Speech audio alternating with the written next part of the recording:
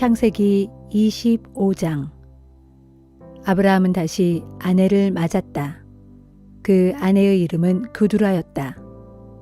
그두라는 시므란, 욕산, 무단, 미디안, 이스박, 수아를 낳았다. 욕산은 스바와 드단을 낳았다. 아수르 족속, 르두시 족속, 르움미 족속은 모두 드단의 후손들이다. 미디안은 에바, 에벨, 한옥, 아비다, 엘다를 낳았다. 이들 모두가 그두라에게서 태어난 후손들이다. 아브라함은 가지고 있던 모든 재산을 아들 이삭에게 물려주었다. 하지만 첩들의 자식들에게도 한미천씩 재산을 나누어 주어 아브라함은 자신이 살아있는 동안에 그들이 이삭을 떠나 동쪽 땅으로 이주하여 살게 했다. 아브라함이 누린 횟수는 175세였다.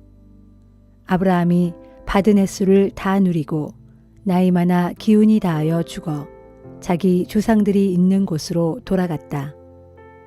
아브라함의 아들 이삭과 이스마엘은 아버지 아브라함을 막벨라 굴에 장사 지냈다. 그곳은 햇사람 소할의 아들 에브론의 밭이었는데 아브라함이 그 밭을 그에게서 매입한 것이다. 거기에는 아브라함의 아내 사라도 묻혀 있었다. 아브라함이 죽은 이후에도 하나님께서는 아브라함의 아들 이삭에게 복을 내려주셨다. 그때 이삭은 부엘라 헤로이 근처에서 살았다. 사라의 몸종인 이집트 여인 하갈이 아브라함에게 낳은 아들 이스마엘의 후손은 이러하다. 이스마엘의 아들을 태어난 순서대로 적으면 이렇다. 맏아들은 느바요시고 그 다음으로 게달, 앗부엘, 밉삼, 미스마, 두마, 마사, 하닷, 데마, 여둘, 나비스, 게드마였다.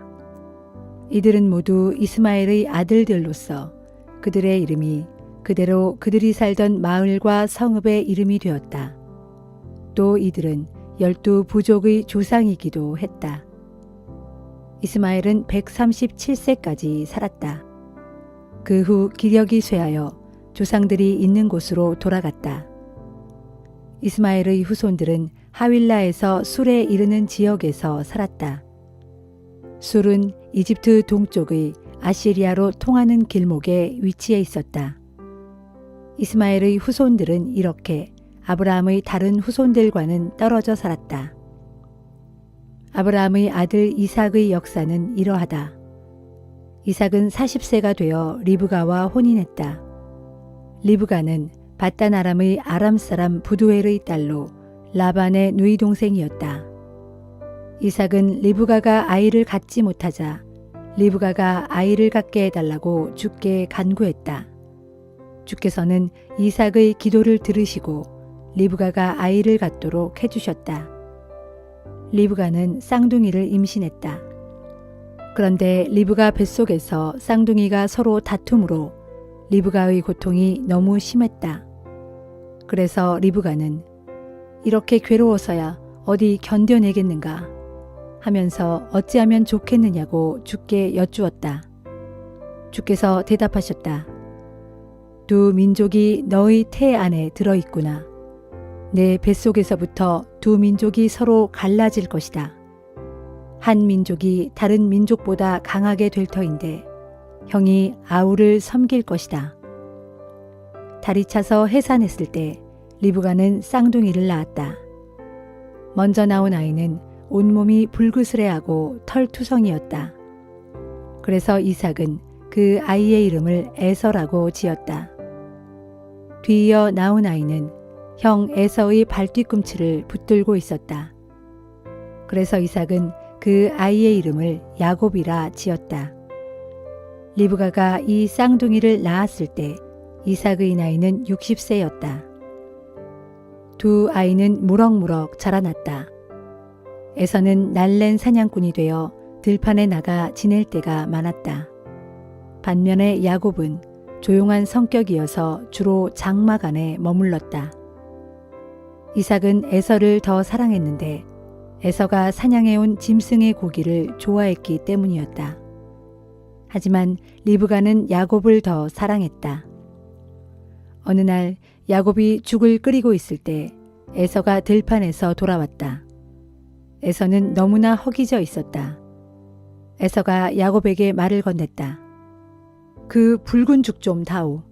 내가 배고파 죽을 지경이다.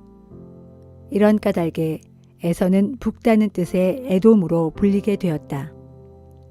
야곱이 말했다. 형이 가진 맏아들의 권리를 먼저 나한테 파시오. 에서가 말했다. 내가 지금 배고파 죽을 지경인데 맏아들의 권리 따위가 무슨 소용이 있겠느냐. 야곱이 말했다. 그럼 맏아들의 권리를 팔겠다고 내게 맹세하시오. 에서는 야곱에게 맹세하고 자신의 장자권을 야곱에게 넘겨주었다. 야곱은 에서에게 빵과 팥죽을 주었다. 에서는 그것을 먹고 마시더니 자리에서 일어나 나갔다. 에서는 이렇게 자신의 장자권을 가볍게 여겼다.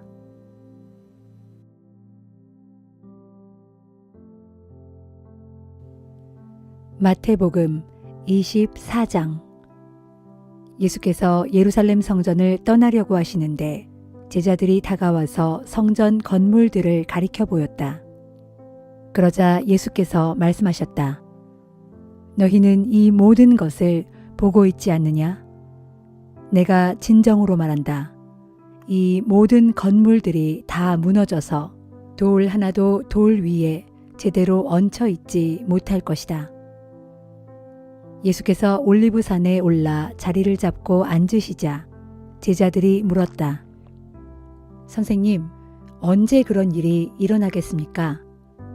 주님이 다시 오시는 때와 세상 끝날에는 어떤 징조가 나타나겠습니까? 예수께서 말씀하셨다. 누구에게도 속지 않도록 조심하여라. 많은 이들이 나타나 자기가 그리스도라고 주장하면서 무수 사람들을 그릇된 길로 이끌 것이다. 또 전쟁에 대한 소식과 소문을 듣게 되겠지만 두려워하지 말아라. 그런 일이 반드시 일어나야 하겠지만 그것이 마지막 때인 것은 아니다.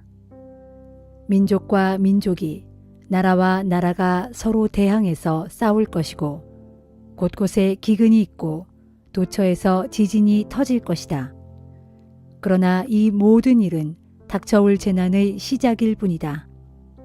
그때에 너희는 내 사람이라는 이유로 고통과 죽임을 당할 것이며 온 세상이 나로 인해 너희를 미워할 것이다. 그리하여 너희 가운데 많은 이들이 죄 가운데 빠져 서로 배반하고 미워할 것이다. 또한 거짓 예언자들이 곳곳에서 나타나 많은 사람을 홀릴 것이고 세상에는 불법이 날로 더 많아져서 많은 사람들의 사랑이 식어갈 것이다. 그러나 끝까지 참는 사람은 구원을 받을 것이다. 이 하늘나라의 기쁜 소식이 온 세상의 땅끝까지 전파되어 모든 민족이 그 복음을 듣게 될 것인데 그때에야 세상 끝날이 올 것이다. 그러므로 너희는 예언자 다니엘이 말한 대로 멸망케 할 가증한 물건이 거룩한 곳에 서 있는 것을 보거든 읽는 자들은 이 말이 무슨 뜻인지 깨달으라. 그때 유대 땅에 있는 사람들은 산으로 도망하라. 또 지붕 위에 있는 사람은 집 안에 있는 물건을 꺼내려고 내려가지 말고 밭에 있는 사람은 겉옷을 가지러 집으로 돌아가지 말라. 그 날에는 임신한 여자들과 젖먹이를 둔 여자들은 화를 입을 것이다. 너희는 그처럼 도망가는 일이 겨울이나 안식일에 발생하지 않도록 기도하라. 그때에는 아주 큰 재난이 닥칠 것인데 세상 처음부터 지금까지 없었고 앞으로도 다시는 없을 아주 큰 고통을 겪게 될 것이기 때문이다. 하나님께서 그 고통 기간을 단축시켜 주시지 않으신다면 아무도 구원받지 못할 것이다. 그러나 하나님께서는 택하신 자들을 위해 그 기간을 단축시켜 주실 것이다. 그때 누군가가 너희에게 이분이 그리스도다 혹은 저분이 그리스도다 라고 말해도 그 말을 믿지 말라. 그때에는 거짓 그리스도들과 거짓 예언자들이 많이 나타나서 놀라운 기적을 행하면서 하나님께서 택하신 사람들까지도 홀릴 것이다. 보아라, 내가 너희에게 미리 일러둔다.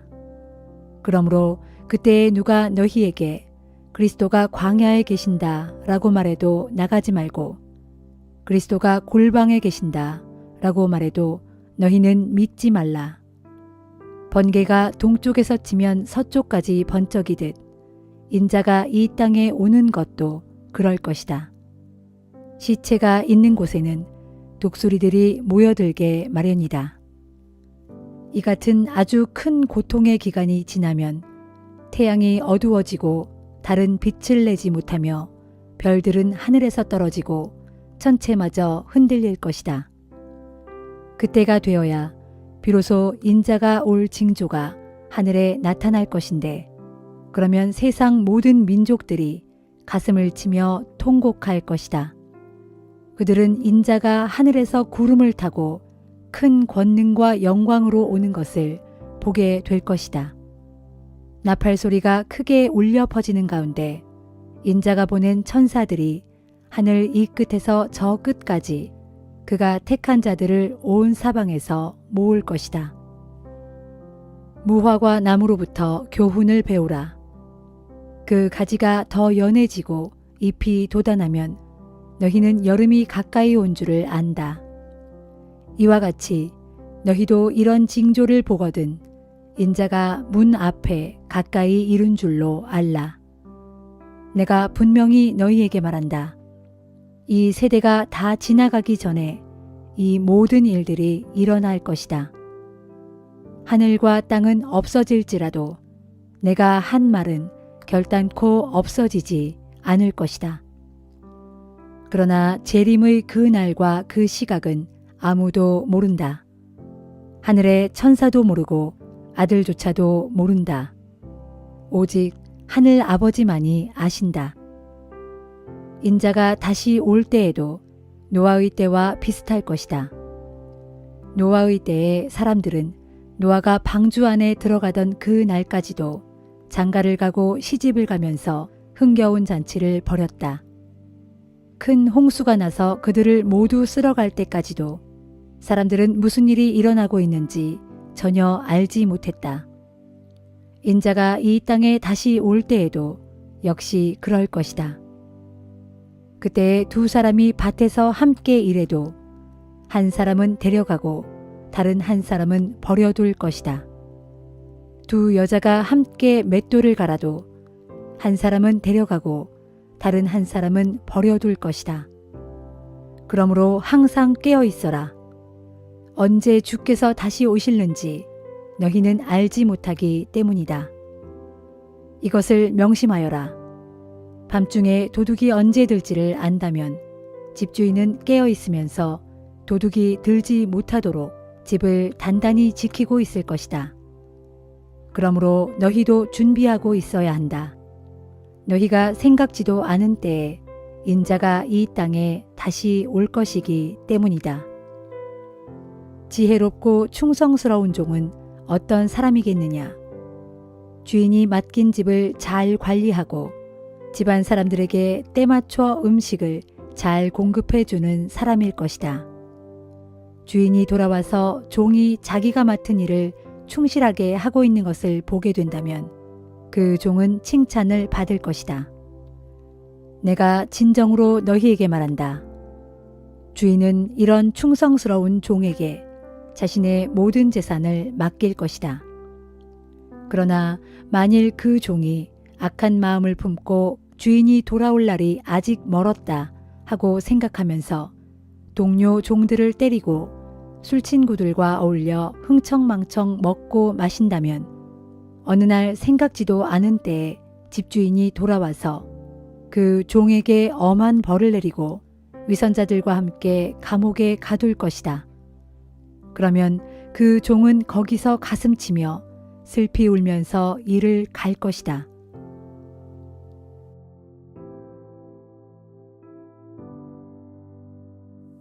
에스더 1장.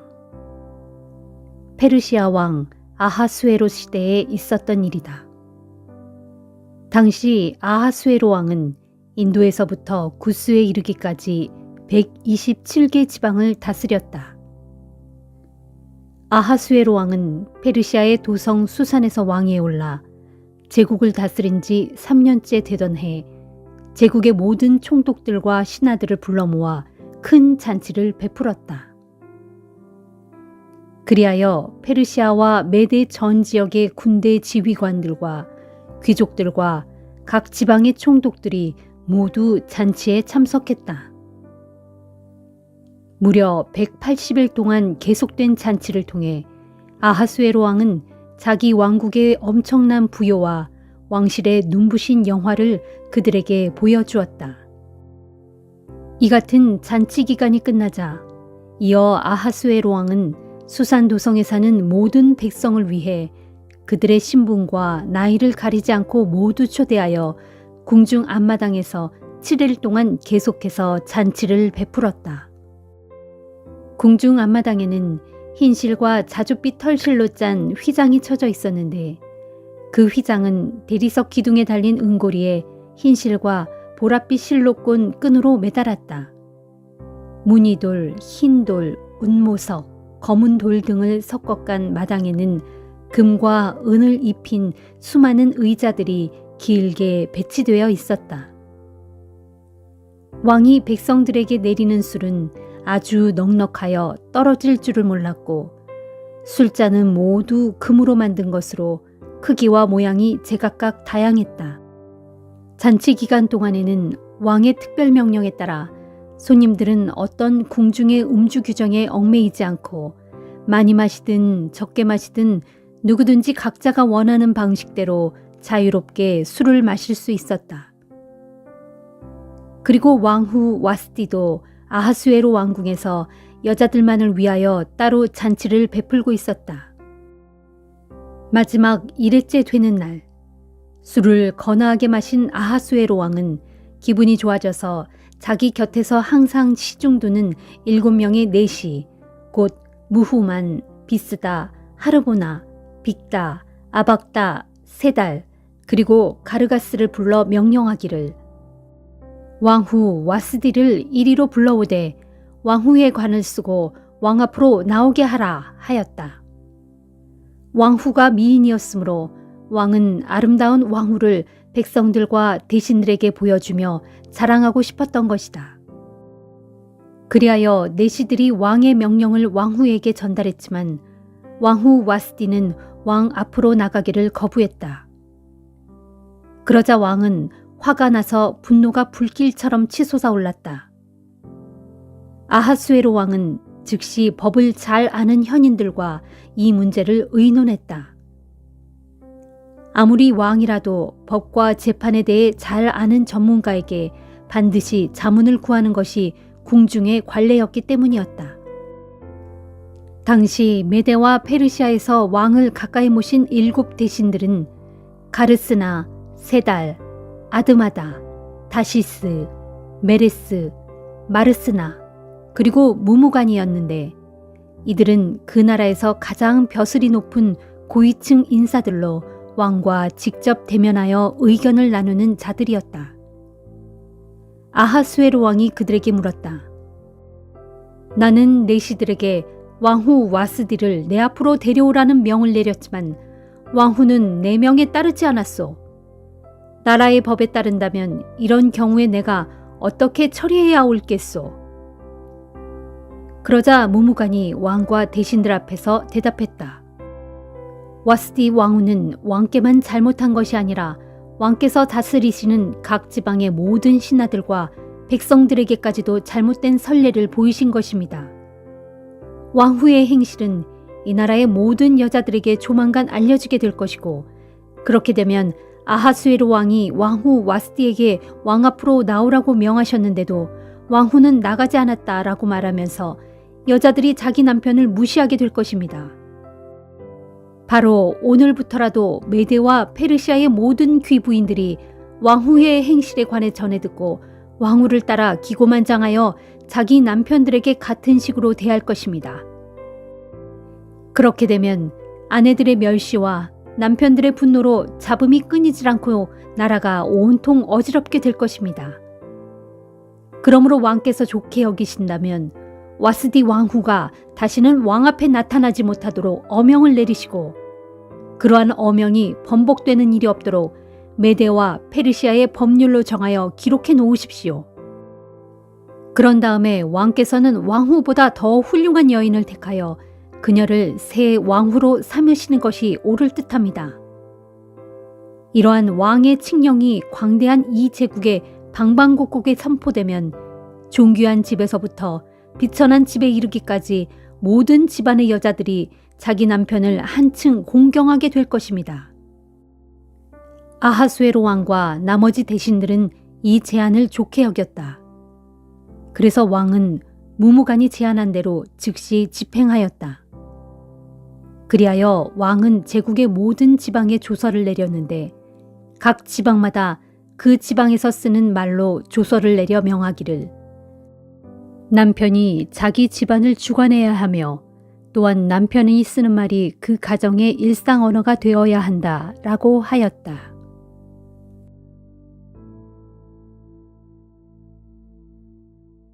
사도행전 24장. 닷새 후 대제사장 아나니아가 장로들 몇 사람과 더둘로라는 법률가를 데리고 가이사랴로 내려와서 벨릭스 총독에게 바울을 고소했다. 바울이 불려 나오자 더둘로는 바울을 이렇게 고소했다. 존경하는 벨릭스 각하, 우리 유대인들은 각하 덕분에 오랜 동안 평화로운 세월을 누려왔습니다. 각하의 성견 지명 때문에 이 나라의 많은 것들이 크게 개선되었습니다. 우리는 모든 면에서 탁월하신 총독 각하께 대해 항상 깊이 감사드리고 있습니다. 이제 각하를 오래 괴롭히지 않고자 이 사람에 대한 고소의 줄거리만을 간략하게 말씀드리고자 하오니 잠시 제 말을 들어주시기 바랍니다. 이 사람 바울은 온 세상을 돌아다니며 유대인들을 충동질하여 반란을 일으키려고 하는 말썽쟁이입니다. 이 사람은 나사렛 도당의 두목으로서 거룩한 성전까지 더럽히려고 했습니다. 우리가 그를 체포했던 것도 그 때문입니다. 우리는 그 사람을 우리의 율법에 따라 재판하려고 했지만 천부장 루시아가 와서 강제로 그를 우리에게서 빼앗아 갔습니다. 그러면서 앞으로는 각하께 직접 그를 고소하라고 지시했습니다. 그러므로 각하께서 친히 이 사람을 신문해 보신다면 우리의 고소가 정당하다는 것을 아시게 될 것입니다. 그러자 다른 유대인들도 모두 입을 모아 더둘로의 말이 사실이라고 주장했다. 총독 벨릭스가 바울을 가리키며 말할 기회를 주자 바울이 해명했다. 벨릭스 각하, 저는 각하께서 여러 해 동안 이 나라의 재판관으로 계셨던 것을 잘 알고 있습니다.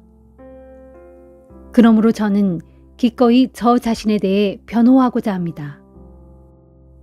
모든 사실을 조사해 보시면 곧 아실 수 있겠습니다만 제가 예배드리기 위해 예루살렘에 올라간 지가 12일밖에 되지 않습니다. 저를 고발한 사람들은 제가 성전에서 누군가와 논쟁하는 것을 본 적도 없고 또한 회당이나 도시의 다른 어느 곳에서도 군중을 선동하는 것을 본 적이 없습니다. 뿐만 아니라 이 사람들은 저를 고소한 내용에 대해서 각하께 아무것도 입증할 수가 없을 것입니다. 그러나 저는 각하 앞에서 이것만은 분명히 인정합니다. 저는 이 사람들이 이단이라고 부르는 예수의 도를 따르고 있습니다. 그 도에 따라 저는 우리 조상들의 하나님을 섬깁니다. 저는 유대의 율법과 예언서에 기록된 모든 것을 전부 믿습니다. 이 사람들과 마찬가지로 저 역시 올바른 사람이나 불의한 자들이나 장차 부활하게 될 것을 믿습니다. 이런 까닭에 저는 하나님 앞에서나 사람들 앞에서 언제나 양심에 부끄러움이 없는 생활을 하려고 애쓰고 있습니다. 저는 몇 해 동안 고국을 떠나 있다가 제 민족을 위한 구호금과 하나님께 바칠 제물을 가지고 예루살렘으로 돌아왔습니다. 저들은 제가 성전에서 정결 의식을 행하는 것을 보았습니다. 그때 거기에는 제가 선동할 만한 군중조차도 없었고, 그러니 어떠한 소요에도 참여할 수가 없습니다. 거기에는 단지 아시아 지방에서 올라온 몇몇 유대인들이 있었을 뿐입니다. 만약 저를 고소할 일이 있다면 그 사람들이 가깝게 와서 고발했어야 마땅합니다. 또 제가 예루살렘에서 공회에 불려나갔을 때 여기 계시는 이분들이 제가 무슨 죄를 지었는지 진술했어야 합니다. 그때 저는 공회에서 내가 오늘 여기서 재판을 받는 것은 죽은 자의 부활을 믿는다는 이유에서입니다. 라는 단 한마디만을 외쳤을 뿐입니다. 총독 벨릭스는 예수의 도에 대해 이미 잘 알고 있었기 때문에 천부장 루시아가 예루살렘에서 내려온 다음에 그 사건을 심의하겠다고 하면서 재판을 연기했다. 총독은 백부장에게 바울을 가두고 지키라고 명령하면서 그를 지나치게 구속하지 말 것이며 또 바울의 친지들이 면회하거나 뒷바라지를 할 수 있도록 편의를 봐주라고 일렀다. 며칠 후 총독 벨릭스는 유대 사람인 자기 아내 두루실라와 함께 와서 바울을 불러냈다. 그러고는 그리스도 예수를 믿는 신앙에 대해서 바울의 이야기를 들었다. 예수의 도를 말하면서 바울이 정의와 절제와 장차 올 심판에 대해 설교하자 벨릭스는 두려워하면서 말했다. 자, 그만하면 되었소. 이제 가보시오. 기회를 봐서 당신을 다시 부르도록 하겠소. 그러면서도 총독은 바울이 자신에게 뇌물 바치기를 은근히 바라면서 그를 자주 불러내어 대화를 나누었다. 이렇게 2회가 지난 뒤 벨릭스의 후임으로 보르기오 베스도가 가이사랴 총독으로 부임하게 되었다. 그런데도 벨릭스는 유대인들의 환심을 사려고 바울을 감옥에 그대로 가두어 둔 채로 내버려 두었다.